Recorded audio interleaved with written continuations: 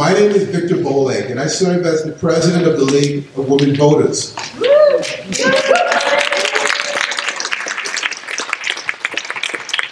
Also, I have my other host today.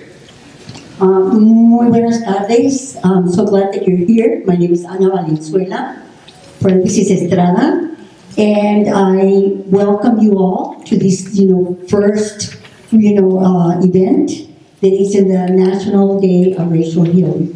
Thank you, Mr. Bowleg. Is Miguel Flores here? Yes. Okay. Good. Please. Before we begin, we'd like to start off with a lesson by Mr. Miguel Flores.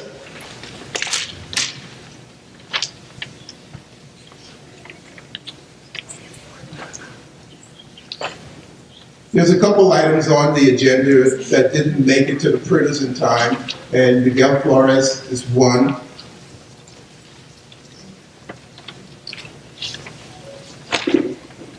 And Donna Prescott was another who was on the agenda that wasn't added.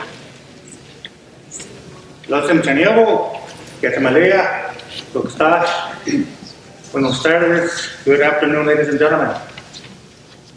Good afternoon. Seeing everybody's awake.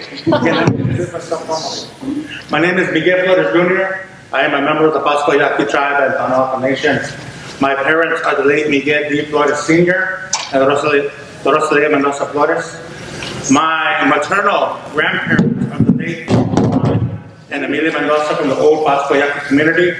My paternal grandparents are the late Felix Flores from the YWCA community, and the Pima Flores from Tohono Nation Sanitary District.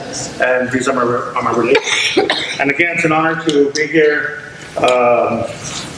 this afternoon to start us off in a good way on this day of healing. Because, I always think that it's always good, to be able to heal all people, all cultures, all nations, especially at the times that we're in and some of the things that we're facing. And again, I want to welcome everyone here that have traveled near and far, homelands to Tohono and Native people, as well as 22 other federally recognized indigenous tribes of Arizona. And again, as I offer this prayer, those of you that can stand, you can please stand while I do a blessing of the Port of Refuge.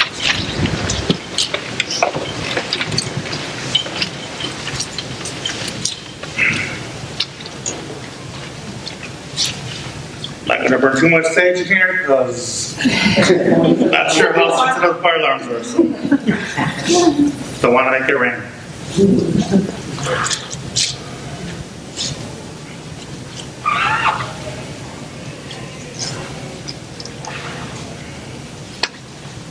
Señorita Machata, we come to man honor you, sick and small Father.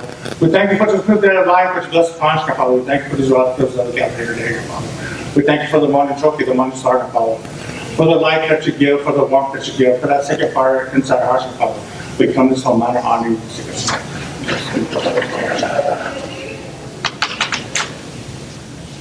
Señorita Machata, we come to this man honor you, sick and small Father. Thank the elements of the south, Father. We thank you for the warm rains which bring away, Father. For the rains that bring life, the rains that bring growth, the rains that touch and heal us. We thank you for our inner peace, our inner calmness, our inner child, Father. We come to some man and honor with the sickness of the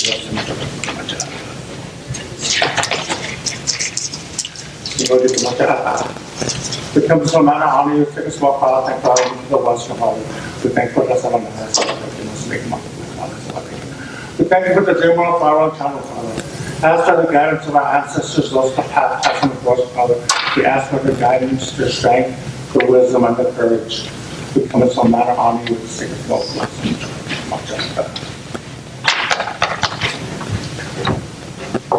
Señorita Machata, we come in some manner on you with the sickness of Father. Thank you for the elements of the north, Father. We thank you for the cold winds which being away from Father. We thank you for the white snows, Father.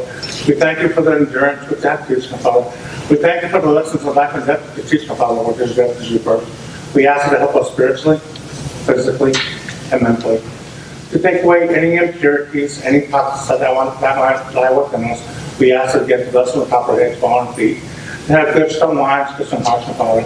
We ask prayers for all people, all nations, to keep us strong and healthy and following. We come so many honey, six of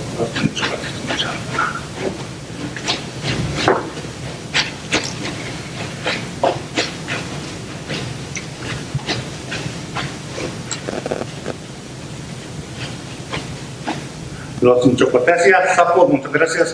Thank you. Thank you. Please have a seat.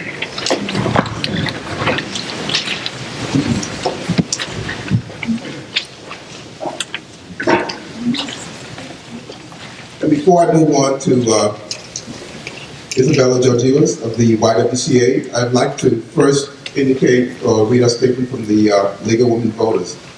We respectfully acknowledge that the League of Women Voters of Greater Tucson is on the land and territories of indigenous peoples today.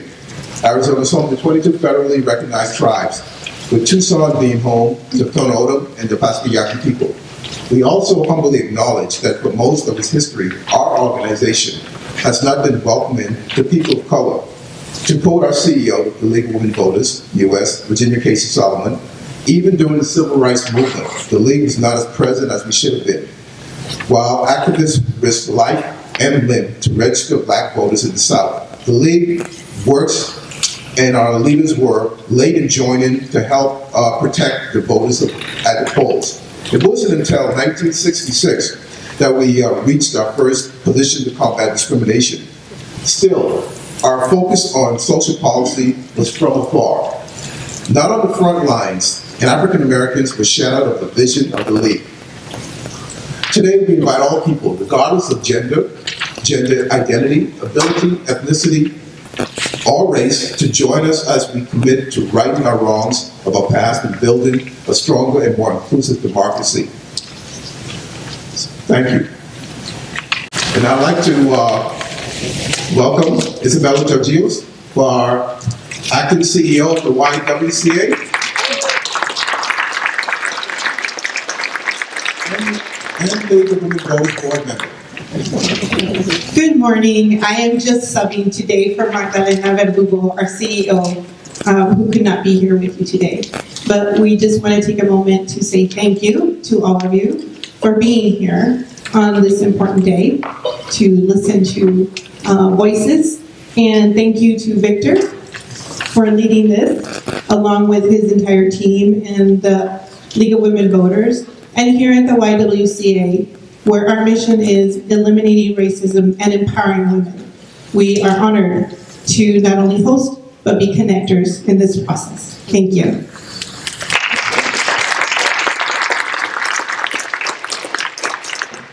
Thank you. And I know we're moving a little late today, but we want to go ahead, and one of the most important people I want to bring up is Donna Prescott. Donna Prescott is a former League member, but she was actually the League member that initiated and pushed for the League to start working towards racial healing, and was instrumental in getting our program sort of set up regarding that with our DEI committee, etc. And Donna also, reached out to U of A and tried to initiate some action there. But she has been actually the person who's been pushing for this in a lot of different ways. So I want to have Donna Prescott come up and talk about a little bit about racial healing, because when we talk about racial healing, people say, well, why do we need that? Well, first of all, to have racial healing, we need to have acknowledgement, of something that was done, wrong. Then we need to be able to have, forgiveness, and then be able to move on to healing. But first, we need to have acknowledgement, and that's really important. And Donna has been instrumental in pushing for acknowledgement and also healing. Donna Prescott.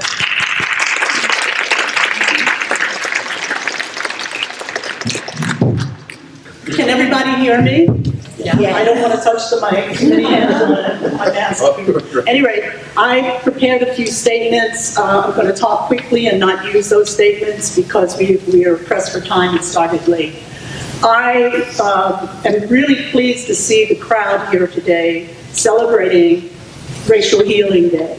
Racial Healing Day, Victor actually gave you a background about Racial Healing Day, so I'm not going to get into it. I had a video that we were going to play for the person that put together all of the tools for racial healing and the concept and notion of talking about all the past wrongdoings and why it's necessary to begin to heal from all the pain that's been caused in our country, going all the way back from slavery, Chinese migration, etc. What we do to the Latinos and the injustice. So Dr. Gail Christopher, who worked at the Kellogg Foundation, put the concept of all of this together. And as a result of all of her work in working with other corporations, the movement began to grow. This started about 7 years ago, the first Racial Healing Day. It occurs every year, nationwide, the day after Martin Luther King's birthday. In addition to that, I'd like to mention that the other part that's very pivotal is the university campus centers that have grown out of Racial Healing Day. Because if you think about it, the students are the ones who will graduate and become leaders in their community and take what they've learned about racial healing dialogue and discussions and begin to change the narrative so that this country can heal. There are 61 campus centers now. They're celebrating throughout the United States Racial Healing Day, which is officially on Tuesday, but there are events such as ours that have begun throughout the weekend and will continue through Tuesday. The campus centers I wanted to talk about. There's 61 universities and colleges that are supported and funded by the American Association of Colleges and Universities, where they have truth, racial healing, and transformation centers. University of Arizona was invited 2 years ago to become one of those campus centers. Now, I understand things are difficult in terms of financing, etc., but I do hope that we will think about this again, and anyone interested in perhaps working on this movement, please see me after the program.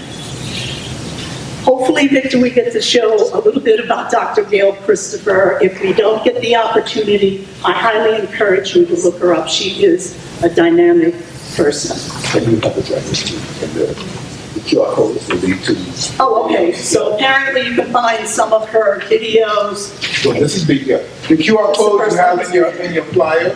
Yeah, should lead you to the videos, and I think you've set up like the League of Women Voters YouTube page, so there should be a connection. So the QR codes, to scan those, and I'll take you to the videos and other literature. Okay. Thank you. At this time, I would like to acknowledge all the committee that put together the National Day of Racial Healing. Can you please stand up? Thank you so much to everyone for all the work and everything that you have done. At this time, I would like to introduce Mr. Richard Estrada. Mr. Richard Estrada is a LULAC past national VP for the Far West. He started in LULAC when he was like 14 years old because I did the LULAC Youth Leadership Conference, and he was my child, so he had to do everything. So, he became the vice president of Arizona, California, Utah, Nevada, Washington State, Hawaii, and then his grandson, my grandson, became the LULAC National Youth President of the United States of Puerto Rico. At this time, I give you Richard Estrada. She likes me a lot, so she says a lot of good stuff about me. So, my name is Richard Estrada. I'm an Arizonan. I'm from Tucson. My family's from Nogales. And I am a Chinese, Yaqui, American, Mexican. And my great-grandfather worked for Union Pacific, and that's how he made my great-grandmother. And, I'm like most of us. We're Americans, right?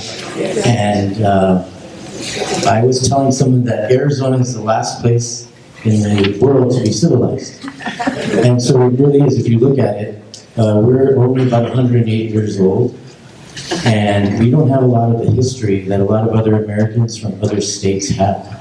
So they have built some history, hundreds of years of this history, and a lot of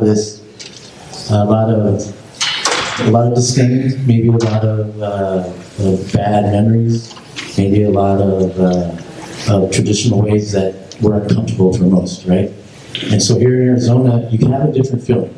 And you know, Tucson is one of the only places that kept its name that the people gave it in this whole country, okay? It's important because it shows you about the people, and it shows you about the love and empathy that there is here. And so that's why we have a lot of people who move to Tucson more than like moving to Phoenix. And people who are a little bit more wiser, I want to say. And the reason why is because of the love and the feeling that Tucson gives, and I believe that Arizona gives. And I am a proud Arizonan. First generation in my family, born in America, third person. And you know, my grandmother lived in a house in Buenos Aires, which is like less than half a mile from the border in Nogales. And my other grandmother lived in America, in the Arizona side. And she lived on Crawford and Baja. We still have a house there. And so you could stand there and see my other grandmother's house and see people there, and vice versa. And so we used to walk back and forth. And I never ever noticed or knew that there was a lot of racial bigotry or a lot of racism in the world, because I never really thought about it or knew it. And then when I got older, I did realize it was there, and I saw it was a big part of my life. So this is a great platform. I appreciate Ms. Hopkins doing the work to get this day instilled. Even though she says it's a national thing, she still did the activity and did the activism to make it happen. And so I appreciate that, and that's great work. And us, as LULACers, my organization was actually founded by 3 groups. Our group, LULAC, and we were founded in Corpus Christi.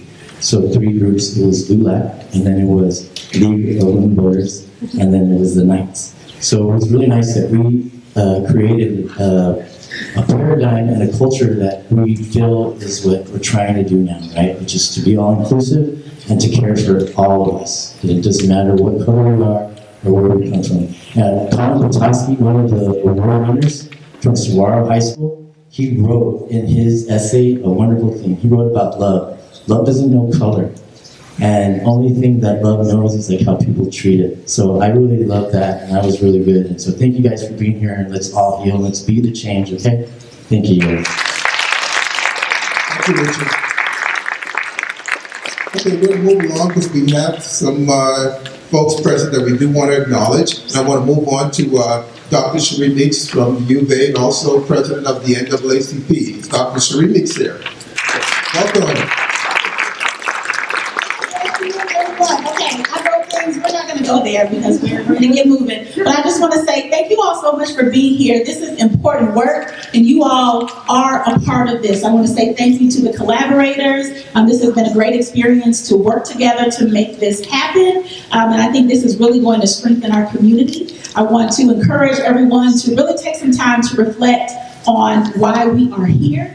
And what this might look like for different people. Perhaps we are thinking about our own experiences, pain, trauma, some of those things that don't just go away because we want them to.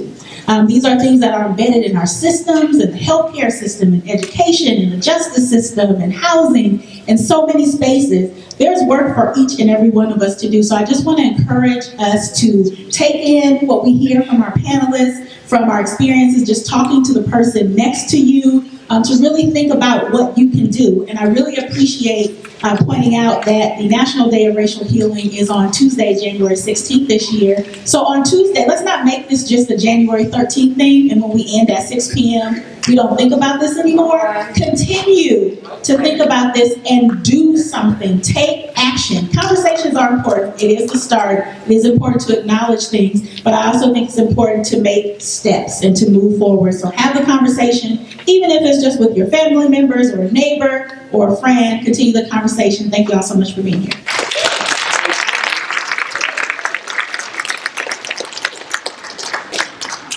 Our next speaker would be Ms. Honor Honorable Laura Conover, the County Attorney. Laura?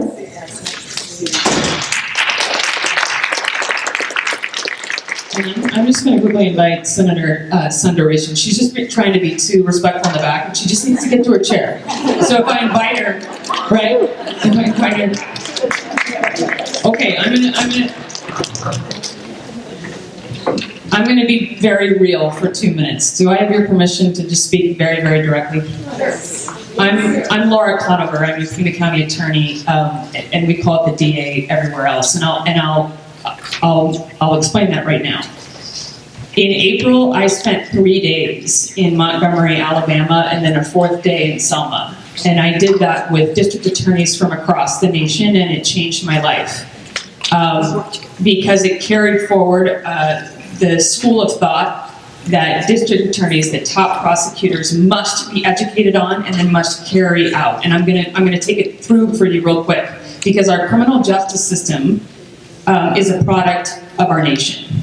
Slavery, the black codes, convict leasing, Jim Crow, mass incarceration today. I'm gonna take you again real quick. The anti-immigrant fervor that swept the nation through those exact same decades from our birthplace to now created criminal laws designed to cause harm, designed to cause mass incarceration. And so coming in 3 years, we said no to the death penalty because it will never be racially neutral. It will always be inherently racist. We keep kids, we treat kids and keep kids in juvie, and we don't try them as adults because certain neighborhoods suffered more than others. And last but not least, among many, many, many more, when we over-surveilled and we over-policed and we over-arrested and we overcharged and we over-imprisoned certain neighborhoods, then you cannot disqualify people now from treatment and services because of those prior convictions, or we're going to stay on that epically bad cycle for life. And we need community activists and community leaders who are not afraid to say this out loud and stand for it and keep pushing every single day. Thank you for letting me do that. Next speaker will be Rex Allen.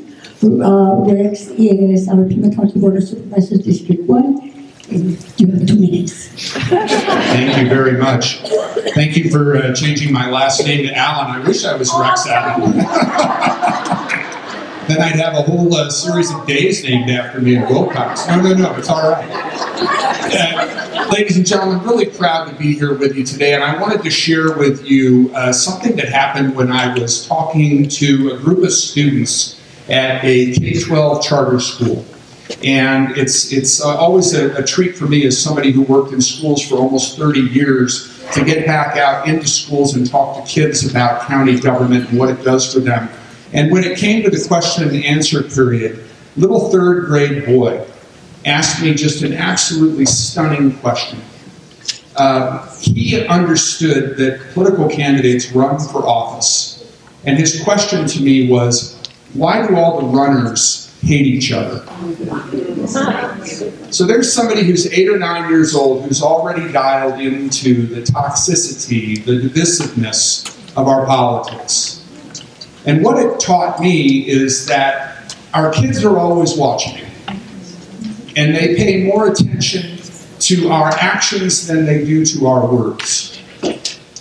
And so when we talk about racial healing and how we're going to move forward as a country, we need to go back to the examples that we are setting for our children. And that speaks to not only the need to demonstrate the right mindsets and the right behaviors for our kids, it also speaks to the need to talk openly with them about race and the role that it's played in our history. There are people out there who, for their own political purposes, say that if you talk to little kids who look like me about race, that it's somehow going to hurt or damage them. That's absolutely false. We need to be honest about the role race has played in American history, and we need to talk openly about that with our children. I was born, I've always been very proud of this, I was born on the same day that Martin Luther King gave his I Have a Dream speech in Washington. August 28, 1963. Have we made a lot of progress in those 60 years that I've been alive? Absolutely we have. Do we need to make a great deal more? Most definitely we do, and it starts with our children. As a leader in your community, I'm determined to do what I can to move this dialogue forward and really move us towards racial healing. Thank you for letting me be here with you today. At this time, you know, we're going to ask Dr. Sylvia, and she's our supervisor for District 3. Gracias, Sylvia. Let's give Anna a big applause because she's been in this business for over 50 years and has been a leader of the community and many others in Tucson, and she is amazing. So thank you. Thank you. I'll be brief. I want to follow what Laura Conover said and be real. So I'm born and raised in Tucson, but I'm not a first generation. Actually, my lineage comes from China to San Francisco to Mexico to Nogales, Sonora to Nogales, Arizona, and then Tucson. So that was in the 1800s. But I do want to say that my great-grandfather that did come across, he was an adventurer, and at a young age he joined the Union Army and was on the Mississippi gunboat fighting the Confederacy. But we talk about racial prejudice, and the poor man got injured on that gunboat, and the United States government would never pay for his pension, and that's well documented. And I want to say that my mother, who was a Pima County health nurse for 42 years and worked in Old Pascua and in South Tucson, she was fluent in Spanish English because, again, my family came via the Mexico route. But she tried to buy a house. She was a very strong woman, single mom. But before I was born, she saved her money, very frugal. She saved her money and she had cash. She had $15,000 cash. And she said, I want to buy a house here in Winter Haven, okay, 1954. She wasn't allowed to because she was Asian, nor could you if you were black or brown. Okay, that law, I'm not sure exactly when that changed, but that's our recent history, right? Right here in our town. And my mother wanted to marry my dad. She's being Chinese, he was Anglo. In 1957, she couldn't get married here. She had to go to Lordsburg, New Mexico, because she couldn't marry interracially. People don't realize that. So Hank Oyama and our uncle helped change that, Cesar Lee and Hank Oyama in 1961, so that you could marry interracially. But this is our history, and it's important we don't lose that history because you know, that's all we've got. And let's not repeat the mistakes. Thank you all so much for being here. At this time, I would like to ask, you know, our Vice Mayor from the City of South Tucson, Herman Lopez. Can you please take a seat? You know, there's some empty seats, and I don't want you to be standing because you're going to get tired. Thank you.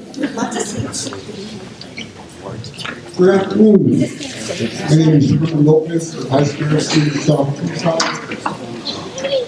I want to thank Anna for inviting me to this wonderful event. Racial healing is, I see it covering a lot of spectrums. Retired from the university, retired from the army, and still active in the political world. And this whole process of how America is today, I think is kind of unusual for us. I think our political spectrum has been kind of sort of like splintered, and hopefully that part of this racial healing will emanate into our society, our lives, and our country, because I think that we need some kind of divine intervention. And prayers is one way that we heal ourselves and others. So either way, hope to listen and learn a lot from all these wonderful speakers that we have here, because I'm new to this. So thank you.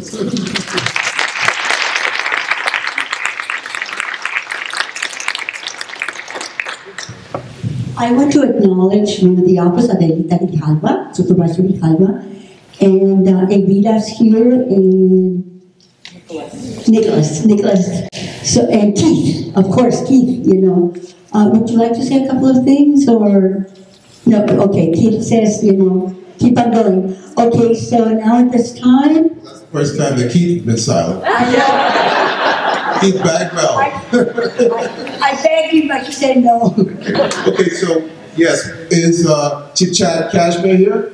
No, Shaq's not here. Okay, so we are going to move on to our panel discussion. So, moderator, Sadie Shaw? Sadie Shaw? Sadie Shaw, come on down.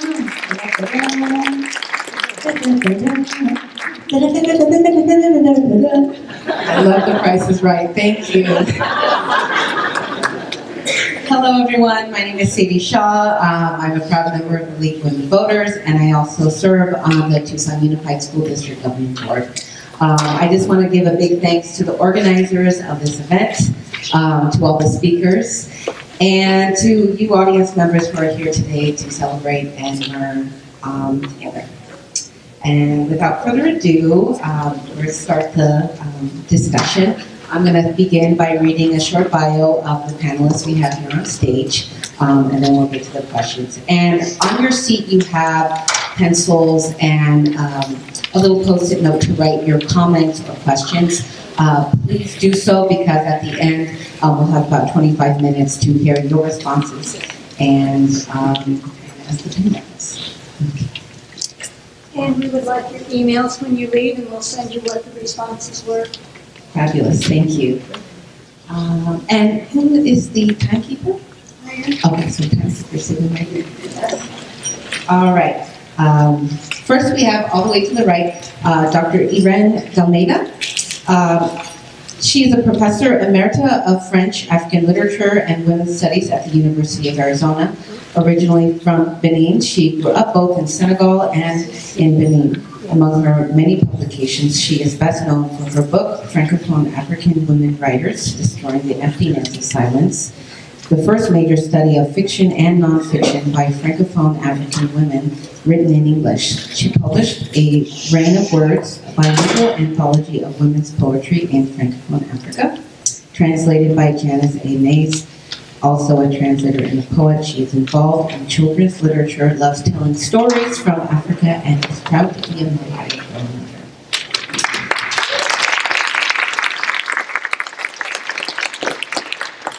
Next we have Lydia Guzman, who has been a member of LULAC since the 80s. She has held various leadership positions in LULAC, which is the League of United Latin American Citizens, including District Director and Commissioner of the National Women's Commission, inducted into the Hall of Fame and receiving several LULAC presidential awards. She is currently in the state Director of LULAC Arizona, National Immigration Chair, serving for 2 LULAC presidents, and works at Chicanos por la Causa, building coalitions and empowering communities.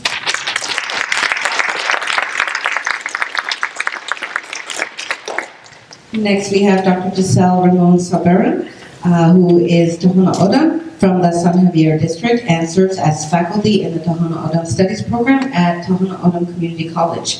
She earned her PhD in American Indian Studies with a minor in journalism at the University of Arizona in May 2023. Her research focuses on the history of land and water in the San Xavier District, and she has written for news publications across the U.S., including Indian Country Today. Jacelle is also a communications specialist for the National Science Foundation's Aura/NOR lab, closely working with Kit Peak National Observatory.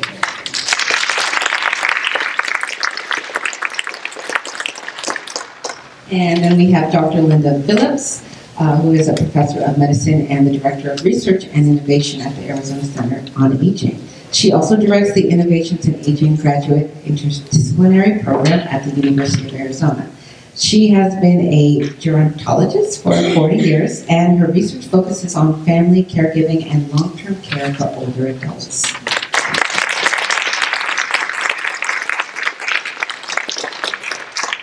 And last but not least, we have Priya Sundareshan, who served on the Arizona Senate in 2023 to represent Legislative District 18 and currently sits on the Elections, Government, and National Resources, Energy, Water committees.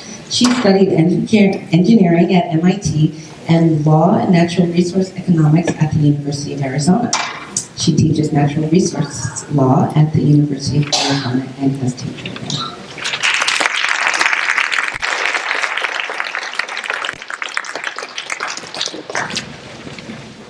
And without further ado, we'll get to our questions. I want to remind the panelists that you have 5 minutes each and for these 2 questions. And the first question is, well, do we have a mic for the panelists? Testing. Okay. I will give my wireless mic to the panelists. So the first question, which I'll give to oh, that one works. So I'll take that after I get this. Thank you. And panelists, sorry, just to let you know, Mary Gresham, right here, Mary, will be your timekeeper, so she'll be waving at you when you're time. Thank you. First question is, what does racial healing look like or mean to you at the individual level? And I'll pass the mic on. Does that mean I'm first? Well, I think that we just heard from a lot of speakers who work in the field, and certainly my fellow panelists, I think, have thought very deeply and long about it. So I think Mary probably won't have to cut me off too early. But I think, to me, racial healing at the individual level means recognizing that my experience as a member of one specific,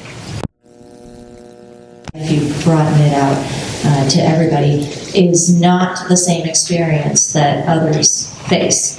And so the individual component of the racial healing is recognizing that my experience is my experience, but it doesn't always translate, and it's part of the education that is lifelong about learning about what others have experienced, about the history, not just nationally, because around this time we will often celebrate, what the actions of Reverend Martin Luther King and the Civil Rights Act and the great progress that was made over the course of centuries, and especially during that time of the civil rights effort, but also recognizing, as Supervisor Lee mentioned, that there are very specific activities and actions that had to occur right here in our own community that certain members of our community faced that not everyone did. And because we did, not everyone faced that, we have to learn, we have to keep hearing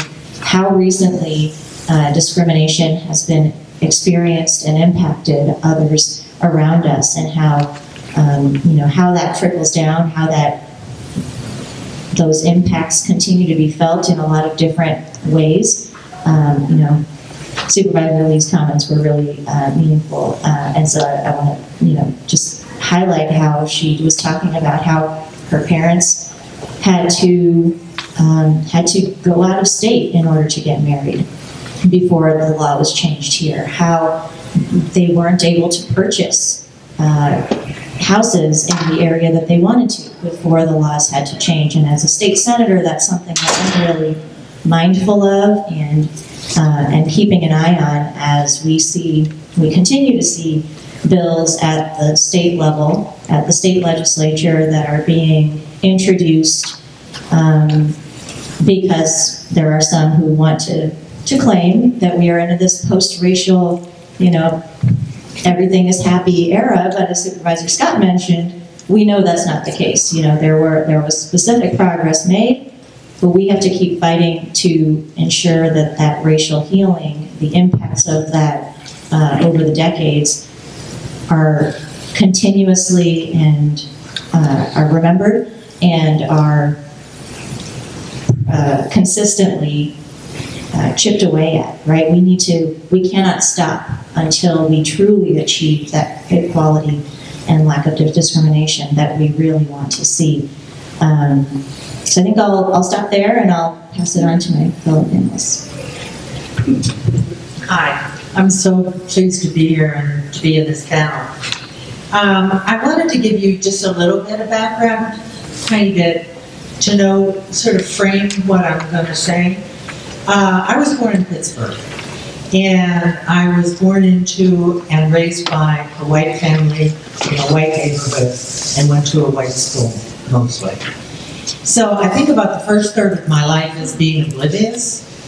I had no idea, absolutely no idea what was going on. So that was the first third. The second third, I became a public health nurse, and I left home. And I worked in what's in Pittsburgh called the Hill District. Other people used to call it Little Harlem. It was an area where there was jazz music and wonderful community and culture and an enclave of African American people. And one of the things that I was assigned to do as a public health nurse was to teach people who lived in the Hill District how to feed a family of 5 on $2 a day. And it's like, I did that, okay? And then one day I stood up and I said, why isn't somebody saying, why do they only have $2 a day? Right. What the hell is the matter going on? Yes. So, that was sort of like the first step. Now, you know, it's been a long time. And I thought a lot about what racial healing looks like to me. And there's 3 things. One is feeling and being safe. That's when I know there will be racial healing. And being safe is kind of a tricky notion because, you know, I've never been threatened in my life. I've never been harassed. I've never been assaulted. I have no reason to feel unsafe. But any of you remember South Pacific? Okay, it's a wonderful song in there. And it says something like, you've got to be taught to be afraid of people whose skin is a different shade. Okay? Well, I was taught. So I have a fear in me that I'm ashamed of, I work with. But people in other groups that are not like me not only have a fear of not being safe, they are not safe. It is not a safe world. So I will know that we have racial healing when we all feel and are safe. Okay? The second thing is trust. And that's where it comes from, the notion, same notion as being afraid. But when I think about trust, I'm in healthcare. I know about health inequities. And where do they come from? They come from the fact that I and my group don't trust you. I don't trust you to tell me your symptoms correctly. I don't trust you to tell me you're in pain. There's a lot of evidence that individuals who are in, African Americans in particular, are not well treated for their pain because people don't believe they're in pain. They're drug seekers, don't you know? So there's the trust issue. I think the third thing that I've thought a lot about is color blindness. And I like to think about color awareness. You know, I read an essay that was written about Martin Luther King's I Have a Dream speech.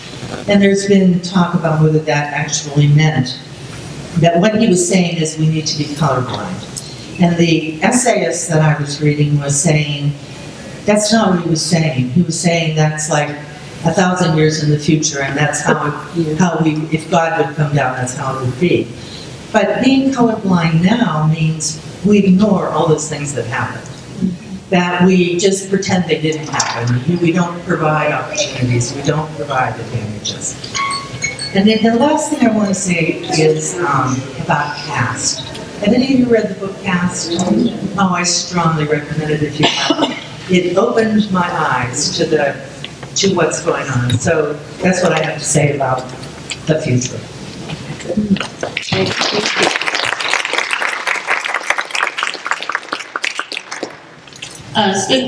Western Des Moines, a good day to you all. And I've been thinking about these questions and pondering, and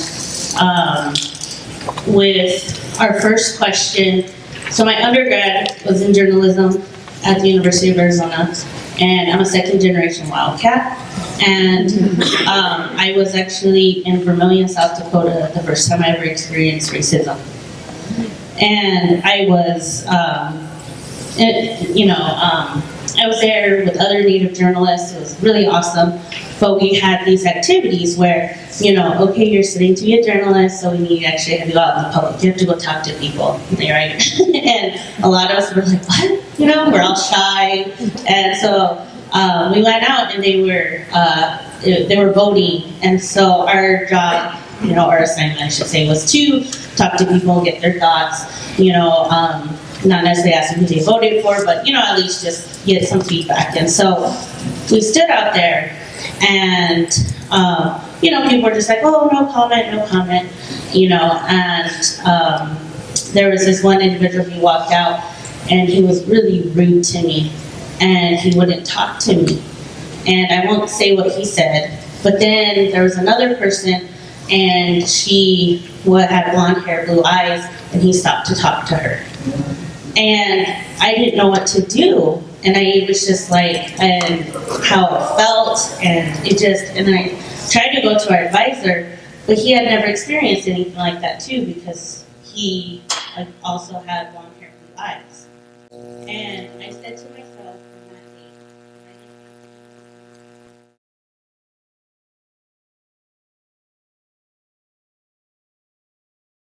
that my students have a place that and people they can come to and feel safe to talk for anything going on in their lives, and even within our classes, because at Guanajuato Community College, it's designed for optimum, but we now are opening and have free tuition to any student or any person who wants to become a student that's from the federally recognized tribes in the United States. So you get a whole vast amount of different backgrounds, ethnicities, or I should not say ethnicities, but tribes. And so, creating those spaces, because a lot of them have told me too that until, they came to TOCC, they didn't know who to talk to. They didn't feel like they had a community. They didn't feel, that they had, again, a place. And so creating that is something I've really made sure, because that was just awful and I felt so alone and I didn't know what to do. I didn't know how to, all those feelings, and I still think about it from time to time, and it hurts. And, and I, up to that point, I never experienced that, because my home here in Tucson, we come together in different ways, and, we have our different types of communities, right? And so, I never had to go through that until I left here. And so then now when I travel, I always have my guard up, just because of that experience.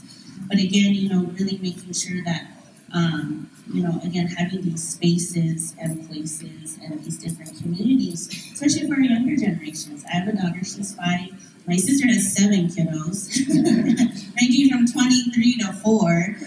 So, always being there for them and talking to them and knowing, hey, I'm always here for you. Come talk to me anytime, and knowing that they're loved.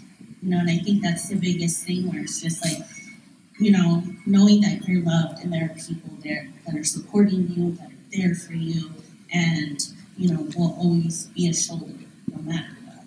So, thank you.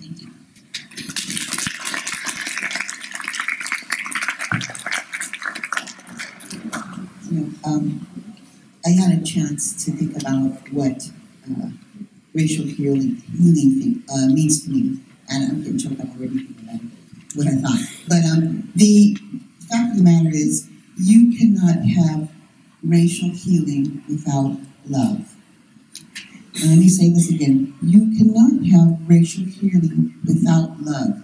Love for your fellow human being, love for those that speak out against you. How do you do that, right? But you have to understand, and what we need to do is we need to also, in this process of racial healing, do everything possible to educate ourselves so that we can better educate others. Okay? During the Floyd, incidents with the police and Black Lives Matter, this was a time of awareness. This was a time that people's eyes were open to Black Lives Matter. What does that mean? Right? Conversations about being a good ally. What does that mean? And this is where many of us in our communities had to look to others to ask, have I been a good ally? Have I done everything possible to step up, speak out, and protect our fellow human beings? Because, you know, when I first heard Black Lives Matter, my first thought was, well, don't all lives matter? Oh, I was wrong. Then I learned, what have I been thinking, right? And so you realize that we do still have a long way to go. We have a long way to go when we talk about the conversations. I mean, look at us now. We're talking about critical race theories in schools, right? Are we there yet? No, we still have a lot of educating to do, and the only way to do it is not by attacking them. And look what's in their heart. It's not really hate. Don't hate the person. Just hate what's in their, the hate in their heart. Okay, you can turn that hate in their heart to love, right? By understanding them, because you know, as a Latina, and having been very involved in the whole SB 1070, Joe Arpaio, you know, immigration raids and everything that's happening now, you hear a lot of the extremist the right, you know, they're in the rallies, and they will look at me and immediately will start chanting, USA, USA. And I'm like, well, I'm a USA too, right? What is it that they don't understand? Just like the gentleman was saying, the kids were saying, why do the racers hate each other? Okay, perhaps we need to change the narrative and work on changing the narrative. Is we're all in here together, and we need to all find ways to support each other by educating each other about equality, about racism, about the inequities, because those things still exist.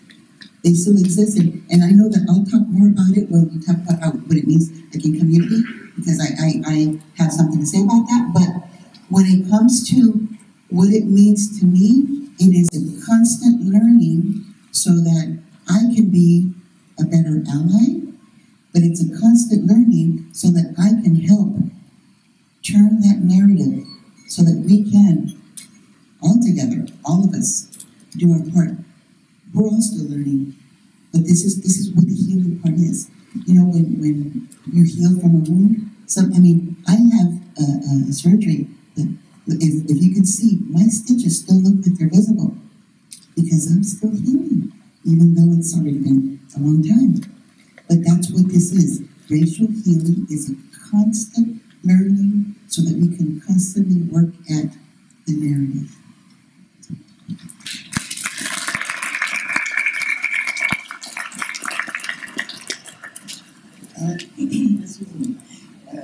Good afternoon, everybody. As you could see in my bio, I am a dual citizen of the United States and the West African Republic of Benin. However, I was born in Senegal, and because my father was working at the time in the French colonial administration. So I did then during colonization, then in an independent country, and then in the United States for the span of my academic career. And I think that might give me a different perspective, or maybe not, you know, on the whole question of race and healing. As we know, race is a construct. There is no such thing as race. It is simply a human-made social construct to classify people and also to other people. And this othering process allowed dominant societies to go from the idea of race, a passive pseudo-intellectual and pseudo-scientific construction, to racism, which is an active, nefarious activity. As a child, and even as an adolescent, as every African who lived and who lived and grew up in Africa will tell you, I did not know that I was black until I arrived in the United States. So if you had asked me the question that, here, I wouldn't have been able to answer because it didn't mean anything to me. But I also lived in Europe where racism exists, but I find that, and I'm going to be brutal here, and I find that in the United States, the question of race is vicious, it is visceral, and it is kept vibrant. That is why one cannot speak about race without speaking about racism. What it means to me is translated by all the injustices the people of color are subjected to just because of the color of their skin. Sure, we have made many incredible strides since the civil rights movement, but in the past few years, and particularly during the tenure of the 45th President of the United States, racism has surfaced with the rise of the white supremacist ideologies. Racism has come back with extreme force, remorseless nakedness, and incomprehensible impunity. The examples are many. You already gave George Floyd, suppression of black vote, refusal to teach critical race theory, banning books on black history, and recently what happened to Claudine Gay, who was the first black woman president of Harvard University and had to resign. I myself experienced racism in a very brutal way with the police, attacking me in my office at the University of Arizona. That's a long story, but it was very traumatic. However, if I think that there is no one, not a single person of color, who did not experience racism in one form or the other in this country, I must also recognize that I was not faced with racism all along. Coming to the United States gave me lots of opportunities and allowed me to have a decent life and a beautiful career, but through education and through hard work. Racism, discrimination based on skin color, gender, ethnicity, religion, inflicts all kinds of wounds in the social, political, judicial, and economic realms. At the human level, our lacerations range from offensive remarks to hate speech and to a senseless death, and everything in between. And it brings forth humiliation, loss of dignity, loss of self-worth, loss of human rights, and ultimately, loss of life. These wounds need to be healed, but how? At the individual level. I used to ignore racism. People who are racist, I thought, were ignorant, and it was not my duty to educate them. It's their problem, not mine, I would say. But now I realize that I have to say something. As Dr. King says, I want to quote him, our lives begin, I'm almost done, our lives begin to end the day we become silent about things that matter. And now I confront racism everywhere I step, whether it's directed against me or against others. I think that when I say nothing, I become complicit and I embolden the perpetrators. Now, without equivocation, I stand up against discrimination. Does that heal me? I doubt it. Because how can you be healed if you are relentlessly attacked? Admittedly, standing up against racism does not always make me heal, but it sure makes me feel better.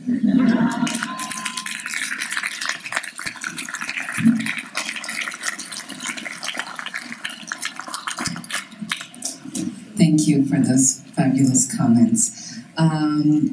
And if Dr. Dalmeda, would you like to go next? Or would you like to take a breath? I'll leave it up to you if you or Ms. Guzman would like to go next. But the question is, racial healing also translates into the community level. A concept of Dr. Martin Luther King was beloved community, a community in which everyone is cared for, absent of poverty, hunger, and hate. What does creating beloved community mean to you? Creating beloved community means that everyone in the community has to do their part. My role at my daytime job at Georgelos por la Causa is to build coalitions. And to build coalitions so that we can have a stronger voice to advocate for the things that are important to all of us in the community. So it's not just something that's important to the Latino community, but something that benefits us all. Because when we're all stronger together, we all have a stronger voice, we're a better community. But I'll give you an example of what we were able to do. There was a time when the Affordable Care Act was under attack. And, Georgelos por la Causa, though we're a really big organization, but we'll be the first to recognize that we can't do everything and, we can't be everywhere. So this was the opportunity to build coalitions so that we can protect something that will benefit the entire community. So what we did is we started having meetings with folks like women's groups, elderly groups like the AARPs, or we also had children groups like the Children's Action Alliance, and we had labor groups and groups with faith, and the different different faiths were involved, and student groups and everybody. And so we started meeting every week. How do we do this? Visiting with the members of Congress, visiting with the advocacy that took place. But it was to a point where in meeting and sending a message to we sent a message to Senator John McCain, who was already very, very sick. Okay, and he wasn't meeting directly with his constituents, but he heard us. He heard through his staff that this was so important for us. And he recognized that. And this is where I get emotional, because he recognized that this was something that he needed to do, even if it was his last act of love. And as his last act of love, he went, a dying John McCain, into Congress to look at the person that was there to kill this program that benefited and protected so many people, because if healthcare is important. And he looked him in the eyes and he gave him the famous thumbs down to protect this act, because that's what it was. It was an act of love. And so, but this is one of the ways that the Reverend Martin Luther King said, beloved community is about working together collaboratively. This also means the political empowerment. When we come together and we register to vote, we unite our voices so that we can have a better community and vote for those things. There's so many areas in which we still need to address, not just politically, and not just policy, things that are happening with the legislature. Like I mentioned, like we talked about the critical race theory that we still need to address in schools, the school districts. But, there's also issues like economic inequalities that need to be addressed. Redlining still exists. Okay, don't tell me it doesn't. Redlining still exists where loans are not offered and at the same rate to people of color as other communities. We know that, we see that, and so this is something that we all need to raise our voices and say, this has to stop. But it cannot be just one community alone. One of my roles at the job I do is I'm also a lobbyist. And sometimes, I have to talk about immigration and about the economic benefits of immigration. But I fear that when I go and I talk about it, like at the legislature or with someone of Congress, they'll look at me and say, of course she's going to say that. She's representing her own.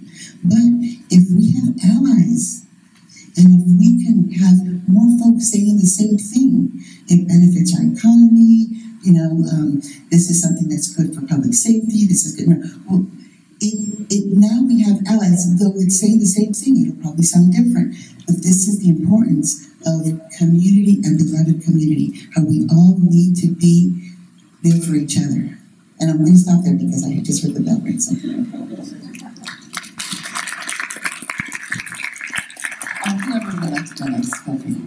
Thank you. Perhaps it is at the community level that the healing has more chances to occur, especially within the beloved community Martin Luther King talked about, a community of care and without hate, in which love is paramount. These are the values that King upheld, and he also said the aftermath of nonviolence is a creation of a beloved community. The aftermath of nonviolence is redemption. The aftermath of nonviolence is reconciliation. The question that quotations bring to mind for me what Nelson Mandela endeavored to achieve in South Africa, a country for centuries subjected to racism, and then legalized and institutionalized apartheid. So when apartheid was finally rendered illegal and black people acquired political power, Mandela founded the Truth and Reconciliation Commission, headed by the well-known Archbishop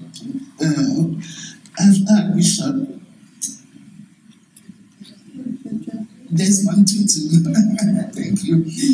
Desmond Tutu. The commission provided a space in which black people would come and speak about their harrowing experiences, and white people would come and own up to their atrocities. But the commission was really had a lot of detractors because that system was at the same time beautiful and at the same time very showed ugliness because, the African came to speak about their hurt, and the white people confessed but were exonerated without punishment. So that was a problem for a lot of people. Now, but being able to speak the trauma, to articulate that trauma, was cathartic for black people, and owning up to one's abominable actions could be a reckoning, a cleansing, a redemption. These meetings might pave the road for reconciliation, but what is important for that commission is that by creating it, Nelson Mandela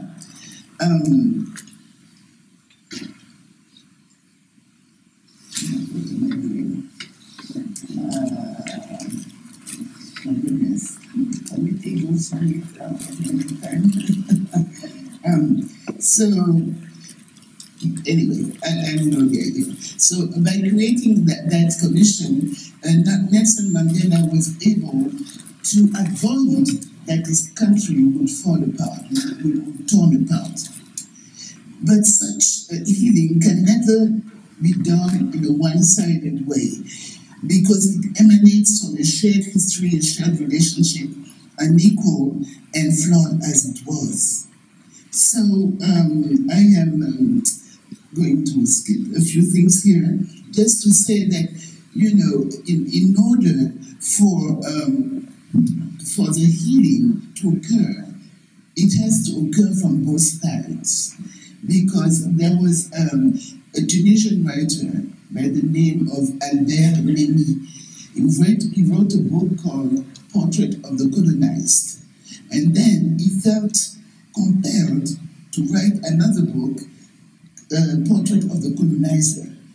Because he says that, you know, the colonization and racism dehumanizes the hated as it dehumanizes the hater. Okay, and so, and now that we can say that there are a few attempts at reconciliation, reparation at the individual and familial levels. And for that, I can recommend 3 documentaries that speak about that. One is called Descendant. The other one, Silver Dollar Road, and the third one is The Cost of Inheritance. Okay, yes. Now,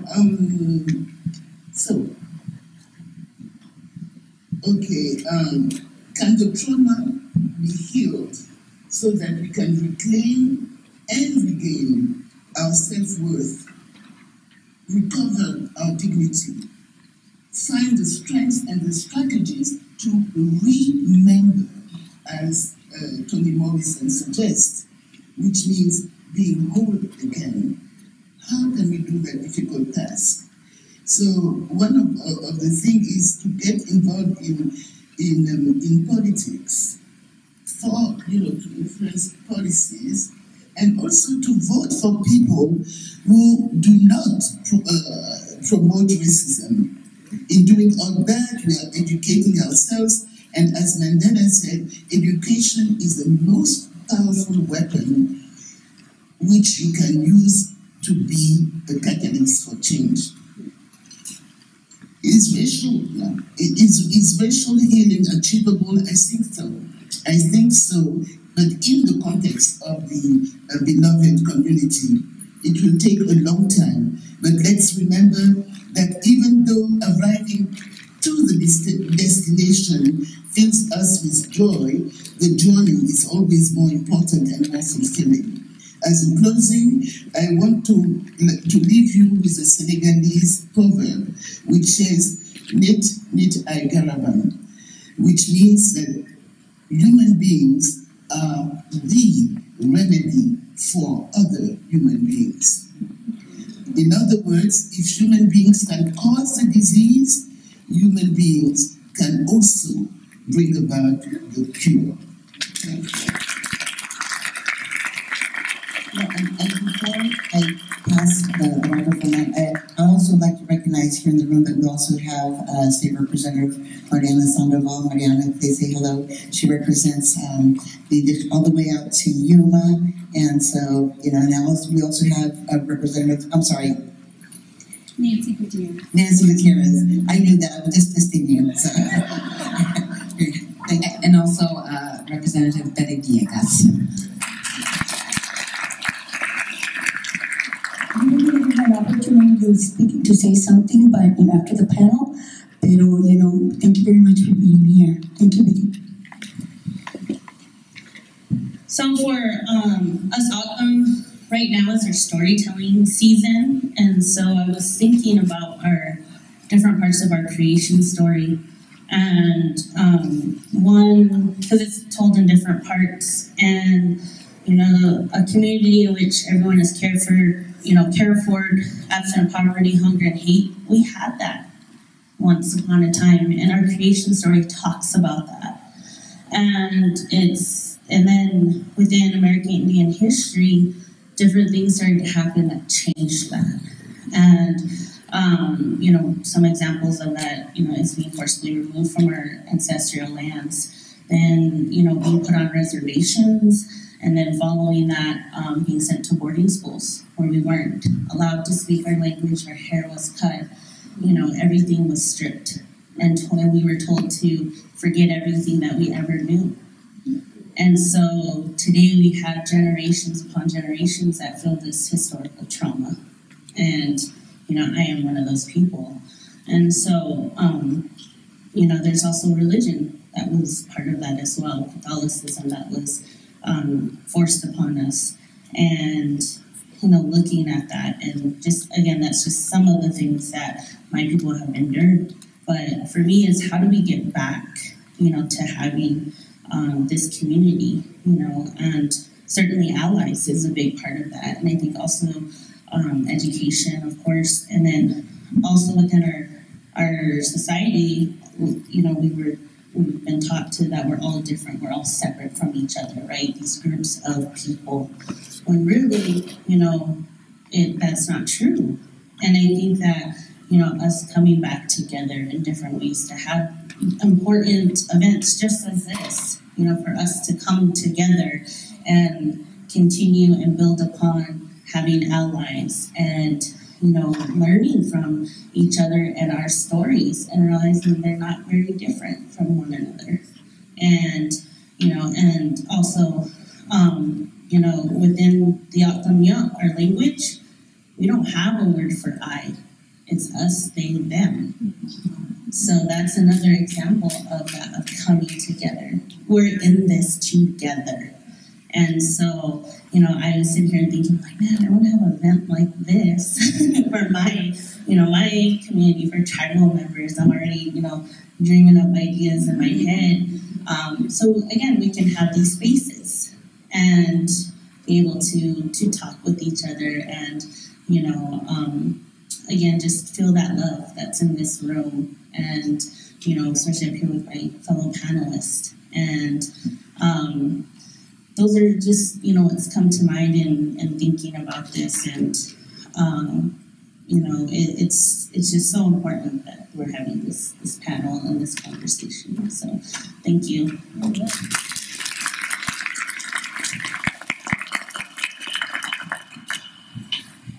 So many interesting things have been said about the beloved community. In thinking about it, there were several things that come to mind. The problem is I don't know how to get there. I just know where we need to go, at least in my mind, okay? I brought up the book Caste, and I think that a beloved community is casteless. That book is so amazing, looking at the imposition of caste across the world. It compares, of course, 3 different societies, U.S. society being one. So I just know that hate and violence are built in the caste system. I know that. I don't know how to get rid of it. I know it. The second thing is that I think that seeking truth. We're in a time right now, it's just a political turmoil out there as far as who's going to obliterate what next. But the issue of truth rings true. We have to be true to our history. We have to know our history. I told you I was raised in a white school. I can't tell you what I didn't learn about history. Knowing the history, learning about the history, talking about the history. The other thing that I know that is needed in the beloved community is repentance. And I'm not exactly sure how to get there or what to do about it. I saw that recently the governor in New York, and I know this is also true in California, they have commissions on reparations. I don't know what reparations will look like. I've seen some proposals. I know it's possible. But the very least that can happen is that we don't perpetuate this anymore. And I know that every day we're perpetuating it still. So the whole idea of repentance. The other thing is all kinds of equity. Certainly economic equity, but in my field, health equity. I read yesterday about a woman by the name of Rachel Hardman at the University of Minnesota. And this is a combination of truth and health equity. She's out there very carefully documenting the things that we haven't documented well before. One of them is she's looked at, for example, neighborhoods with that are highly policed, and the early birth rate in those communities is higher. Now that is something that hasn't been documented before. So truth, understanding, communicating truth, and documenting truth, and then comparing it and sharing it is to me really important. And the only other thing that I really want to say, I said my life was divided into thirds. First third was oblivion, second third is sort of like what's going on here. Well, I'm in the last third, and I'm looking for what to do. So I think that I'm waiting for you to tell me. Thank you.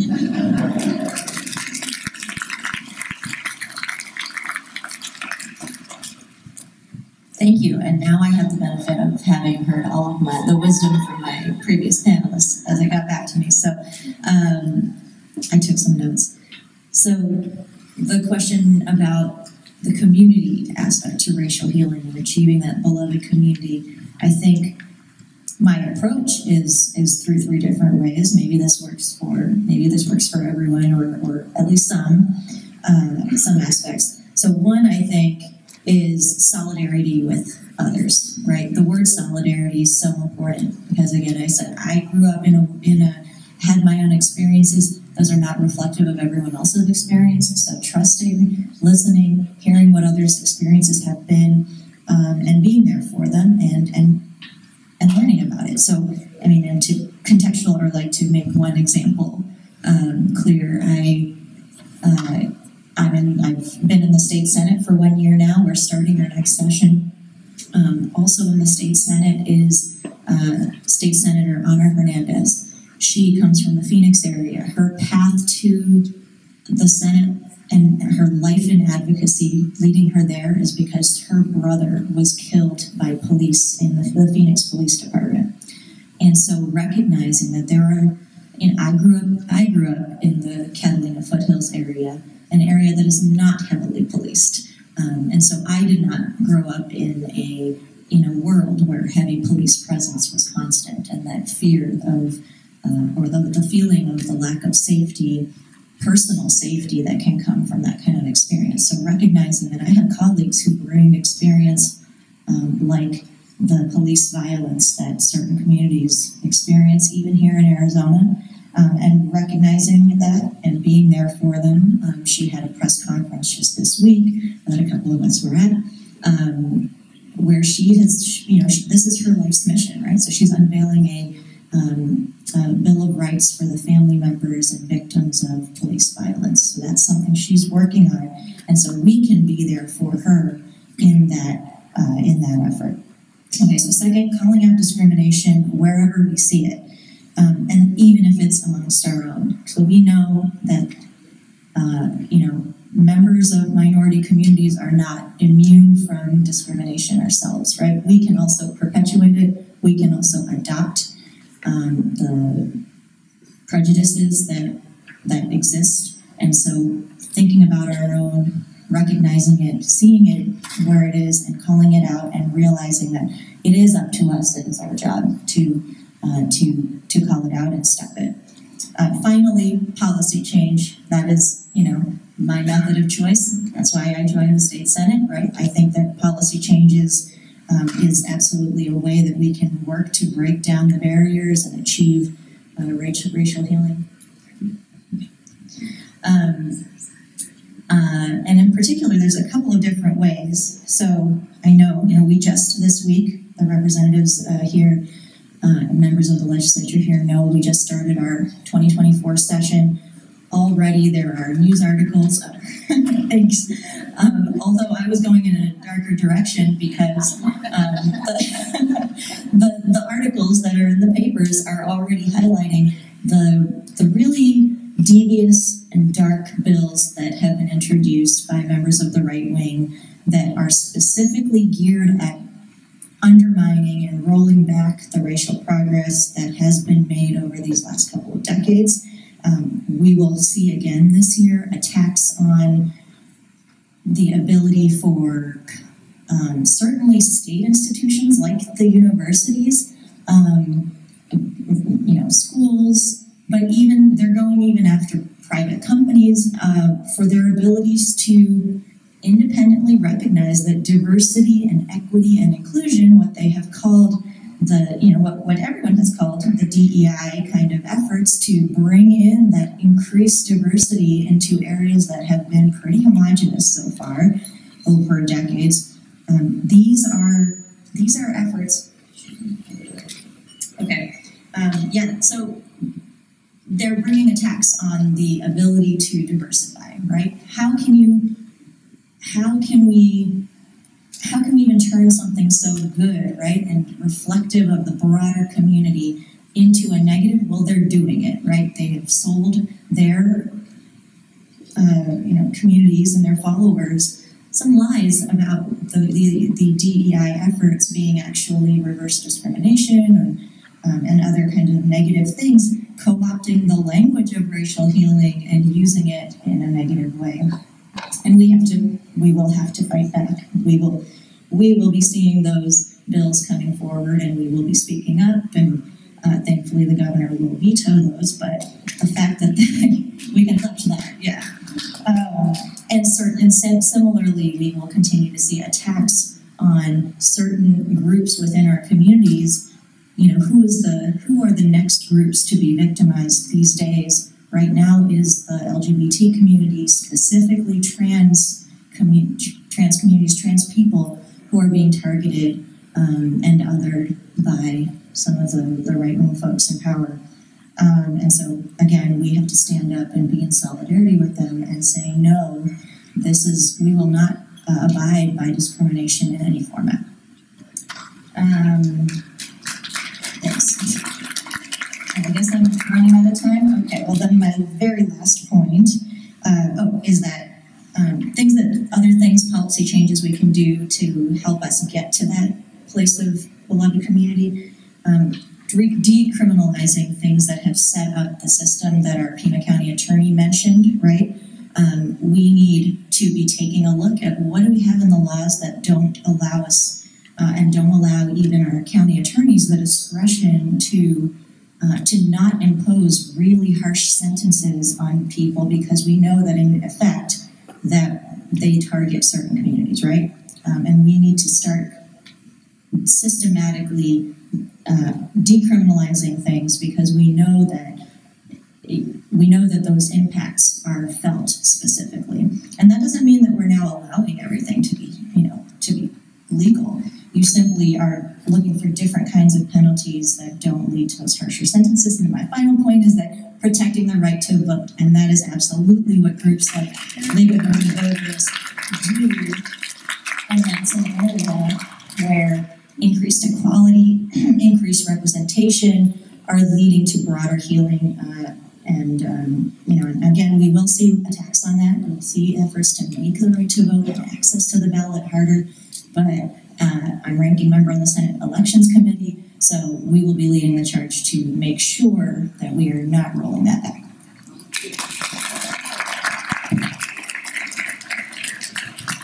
Thank you. Next up, we'll begin our audience questions and discussion.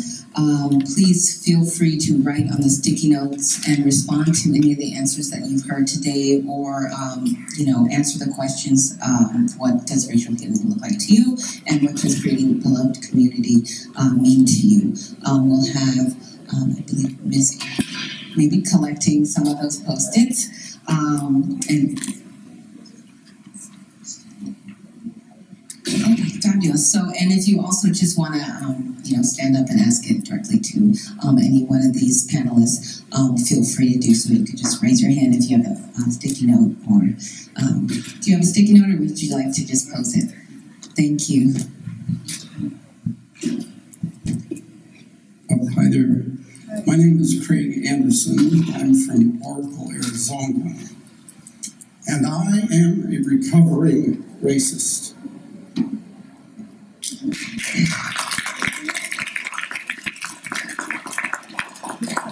My mother and my father were both racist.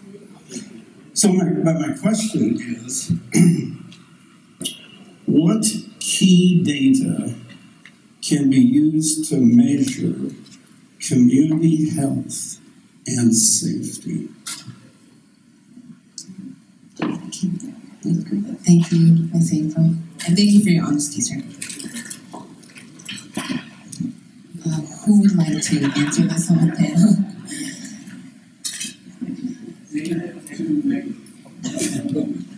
I knew this was coming. What a hard question. Community health, there are national, federal databases that are very useful. There's the health equity databases that are out of the Agency for Health something or other. I'll have to get it for you. There's the community health surveys, the community wellness surveys that are done by the CDC, and they're done periodically. I know I've focused a lot of looking at aging in particular in those. Now, they're not perfect, but I find the disparity reports incredibly informative. And there are things that haven't changed in those in years. Some are getting better, some are getting a little worse, but there are things that haven't changed. So there are national databases. If you, I can probably fill you in better if you are interested. Yeah, okay, thank you. Thank you. One more answer. And also, there's something that perhaps we should all look at and Google when you leave the session, but there's something called the social determinants of health, okay? And if you're not familiar with it,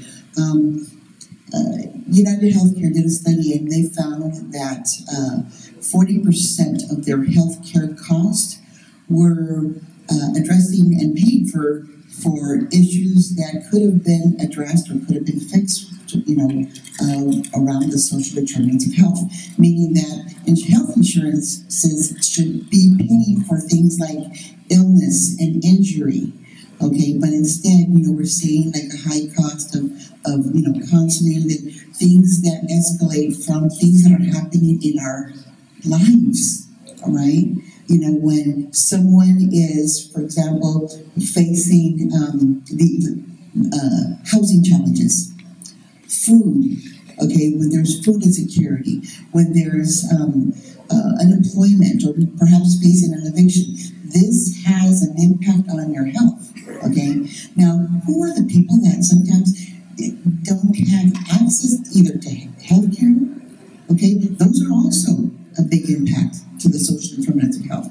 But when you look at all of those issues, there are disparities in equity of trying to gain, for example, housing. We know that there's housing disparities. We know that there's disparities in education. We know that there's disparities. So when we address those issues, and as we talk about healing, this also affects health. And I just wanted to put that out there as looking at it holistically through the social determinants of health. So. And I just wanted to add that a lot of times in Native American tribes and nations, they will do their own, health reports. And within one of my classes, I had one of those reports, and it was it was an education report, and it was done late 1970s, 1980, and I shared it with my students. And this was last year. We were looking at this, and a lot of them said, "We're still facing all of these things."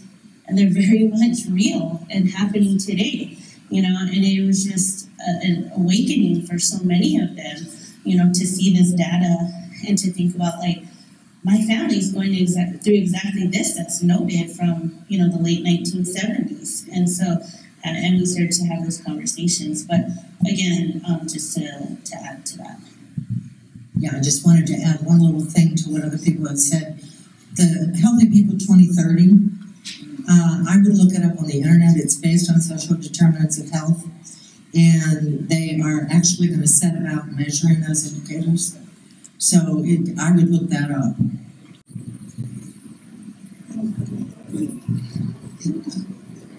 Anyone, any other questions or sticky notes, comments? One in the front. We have about 3 more minutes. Hi, good afternoon. My name is Kamel. I live here in the Tucson community. My question is for Senator Sundareshan. We're on sort of on the precipice right now when it comes to quote-unquote democracy. And there's a lot of people phrase that. I'm an advocate of women's reproductive rights, but we also have the issue of racism, which is pervasive. What is more important to you as a representative, and how can we marshal both reproductive rights and racial healing so that we can really get people out to vote in November? Thank you.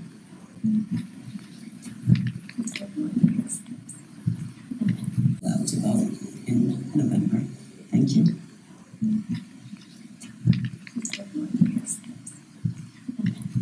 Thank you, Kamel. I think that's a really important question. I also don't think that it's a choice, because both of these issues need to be addressed, right? We are facing attacks on our reproductive rights. We are also continuing to see the impacts of racism. I think we can look to scholars to talk about the intersectionality of those issues and how those combine to even more closely impact, Black women in particular. We talked about the pregnancy effects that get brought up, or that are more keenly felt by Black women, and that's true. That's even true in these last couple of years since the Supreme Court overturned Roe v. Wade and allowed states to put in all these additional burdens and barriers to reproductive health care.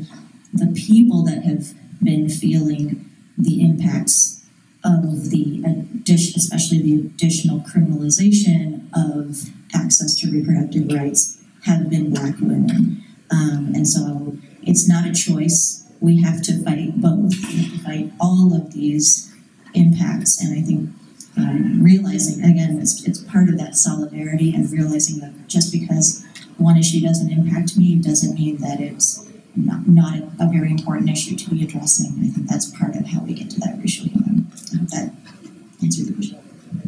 Thank you. And I think we have one more. Do we have one more? Okay, yes.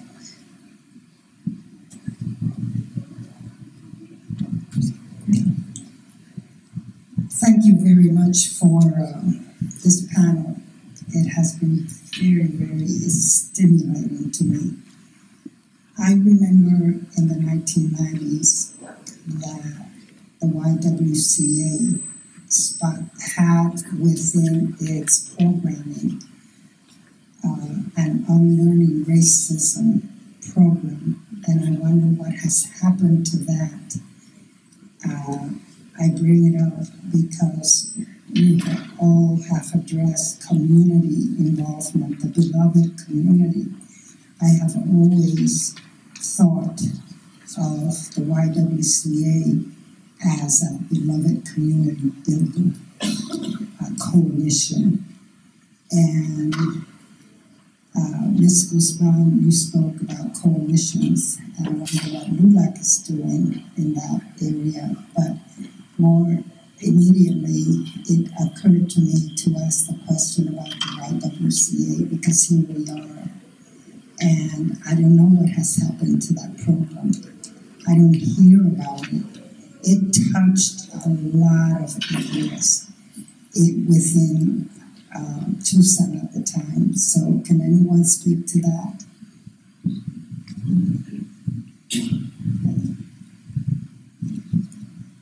So during the pandemic, especially after, when the Black Lives Matter marches, there was some discussion, and a lot of it actually came from emails from the YWCA, where they were having discussions about unlearning racism. And this is when you say, what is unlearning racism? I mean, sometimes there are things that we had done in the past previously that subconsciously, it could be something as simple as, I'll give you an example. When I was younger, I didn't know the term Asian American, and erroneously I said Oriental. Okay? I had to learn this, and it wasn't until somebody pointed out to me, says, no, Lydia, that's not the way it is. And, I had to unlearn this. Sometimes it's just, but the YWCA, I saw throughout the course of the pandemic, several emails that came out about that. LULAC has been reaching out to other coalitions as well, on the national level, to work on building Black-Brown coalitions, because a lot of our issues are on the same parallel path when it comes to fighting for things like the things that impact us all, and every American is concerned with. There's housing, there's education, there's healthcare, but unfortunately, the people that are impacted the most negatively are disproportionately the Black people, the brown people. These are folks that don't have access to the same thing. It's about equality. And when you hear the extreme right say, well, why do they want more? No, it's not about wanting more. It's about wanting the same. It's about wanting equal. Okay? And that is the coalition and the ally building that we need to do, not only on the local level and with every single group. It can't just be the YWCA, it can't just be LULAC, it has to be all of us. And this is the piece about the beloved community. Okay, now let me just say that I do have to give kudos to the League of Women Voters, because in the 90s, they saw some corruption taking place with two governors that were removed from office in Arizona, and they circulated a petition to remove special interest groups from elections, from politics, and they circulated something and they passed it by the voters, called the Clean Elections Act. This was something that was brought by the League of Women Voters, and the first time that it was used was back in, I want to say, like the late 90s or early 2000s. And since then, because of this act, we have more women and minorities in the state legislature or running for offices than ever before, because the special interest, the fat cats have been removed, right? But again, this is something that the League of Women Voters helped to do, and it created a sense of diversity. If you look at our legislature now, we do have such a diverse, it is no longer what it was before this act was there. So kudos to that, and congratulations to the League of Women Voters and to the Clean Elections Act. And to answer your question about the YWCA with the racial healing thing, I think Dr. Laura Banks was the person who introduced that. Victor could talk more about that. But she's being honored with a mural out here in the lobby. And I believe this program is, part of her efforts because, that's why we're here today. And so I don't know, Victor, you want to add upon that question about what the Y is doing? Well, first of all, we want to say that we're really thankful for the MacArthur Foundation, because we wouldn't be able to have this program as far as being able to sponsor it without the help from the MacArthur Foundation. A program that was created here, the YWCA, the Racial Justice Program, is funded by that. Mr. Doyle Morrison, who's in the back in the waving right there, he's with Justice Services. The Department of Justice Services was also created from that grant money. Justice Services was funded, believe it or not, along with Cook County, Philadelphia, New Orleans, and Pima County.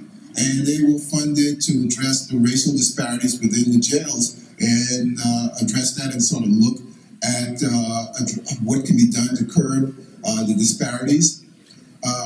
They were then also provided with additional funding to pair up with a community agency. The YWCA was selected.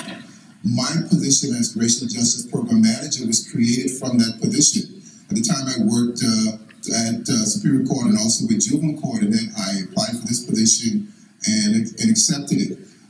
We have certain things with the grant that were put forth to be able to address.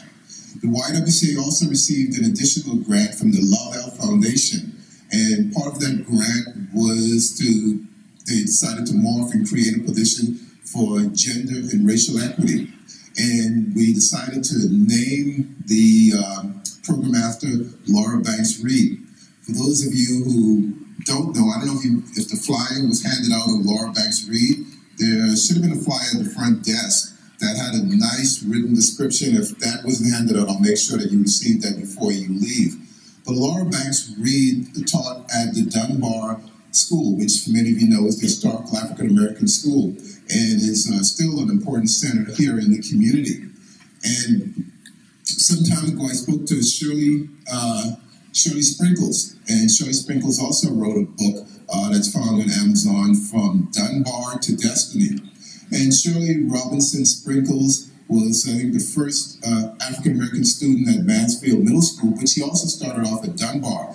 And Laura Banks Reed was one of her instructors. And Shirley Banks is in her 80s now, and she and Laura Banks, communicated on a daily basis until she died. Until Laura Banks Reed died last year at the age of, I think, 101. Laura Banks Reed was on the board for the YWCA and also on the board for many community agencies, and initiated the wise, I guess, vision of addressing racism or ending racism, and she's really responsible, for that. So we wanted to name our center, which is set up to, we'd like to have a center that becomes a beacon to the community and addresses being able to provide support for folks in a variety of ways. We were able to disperse community grants to various community agencies addressing racial disparities, racial justice in a variety of ways. This past fall, we dispersed $10,000 to several different groups. And, I can go on and on about that, but we'll probably have some programs, around that in the future. But feel free to talk to Doyle Morrison. He can give you definitely more information. He's been around before I was with the program itself, and or myself, but we want to see this program evolve. And creating this program, we wanted to evolve and be an annual event, because this can morph and continue to grow and encompass, a variety of different groups and agencies in the community. This is just one component of it. If you go onto the website for National Day of Racial Healing, there is the various states who are doing different programs. I think last year or the year before, there was one other group in Tucson that did a program. The League of Women Voters did an online version with youth to address that. But Laura Banks Reed, to get back to, we haven't got a mural painted of her, and that's symbolic of the community, symbolic of our vision, it's symbolic of what we want to be able to address. The YWCA, we are, Black women are normally, not the focus and are normally, not talked about enough. And so this program, having her as a vision and so people to see that and make that connection allows us to reach in a lot of different avenues. It doesn't mean that we're not addressing men or providing some programs for men too, but again, we want to have the underrepresented. We want to make sure that their voices are heard. So I don't know if that. Perfect. Thank you, Victor. And I just want to say thank you to the audience for their questions. Thank you to the panelists for your responses.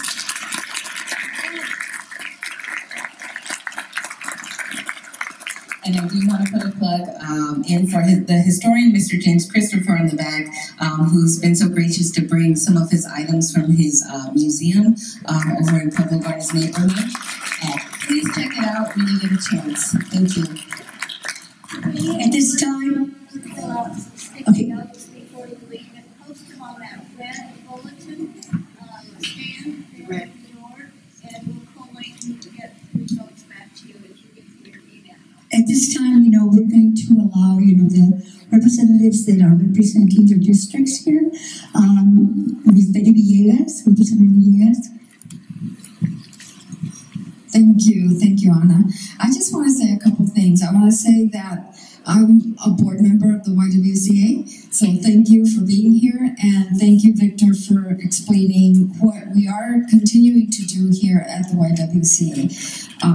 And I know that our president is traveling in Mexico right now, so she's not able to be here, but otherwise she would have been here today as well. Magda Verdugo is doing an amazing job with the YWCA, making sure that the programming that we have is specifically for underserved and our communities, all of our community. Very community minded. Thank you. I just want to say one other thing. When I'm in response to the racial injustices that have happened, when I went to the Board of Supervisors and was appointed after Supervisor Richard Elias passed away, it was right at the beginning of the pandemic. And while there, I looked at the disparities in a whole different way. And from the very beginning, I said the pandemic taught us so much about the disparities that are going on in our community and what are we doing about it. And we did a lot during the pandemic. And then as things got better, I saw that we were going back to our old ways. And I couldn't understand why that was happening, why that was happening when we learned so much. One of the things that I did right before I left the Board of Supervisors is I worked with my staff on a resolution. And the resolution was passed by the Pima County Board of Supervisors. I'm going to read it because it's kind of long. It was a resolution declaring racial and ethnic health inequities and income inequality in Pima County to be a public health crisis. I'm really proud of that resolution, and we worked hard. My staff, we actually did a study in my district, in District 5. Nicholas, thank you, and Elvira and Keith, thank you for being here. Keith was part of that staff, and we did some amazing work, and we saw the disparities that were going on, and led the effort in a study that was used to get grants by the Public Health Department. So with that said, I just want to say it's a resolution, and the recommendations in that resolution call for Pima County to look at every department that serves the community, to look at it from the lens of a public health and inequity and racial justice lens.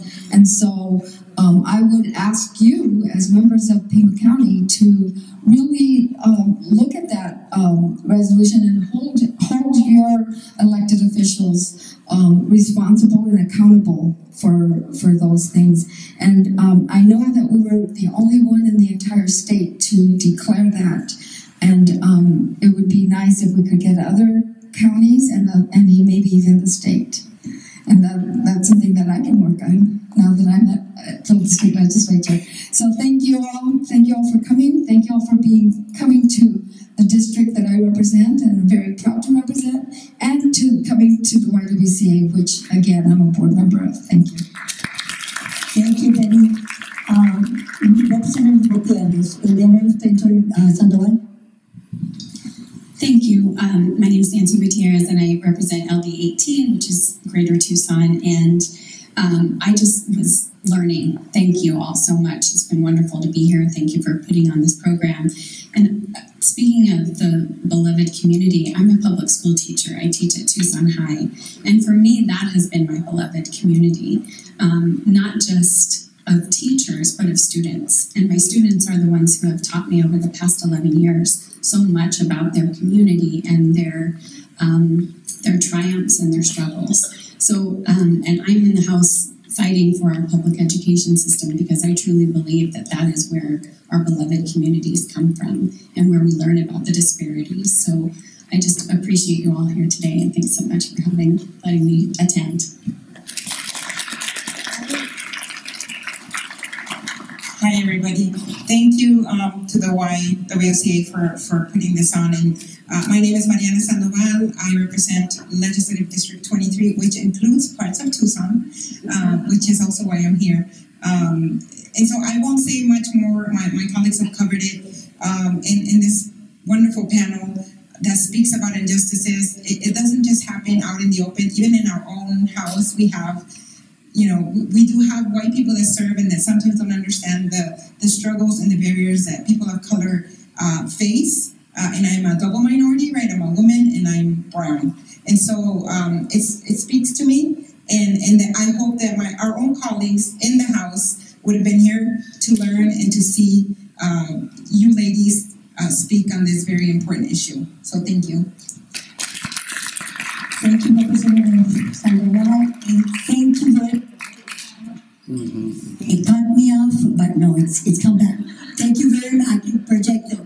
Thank you very much. It was wonderful. Thank you for all the information. Really appreciate it. And thank you to the audience. Victor?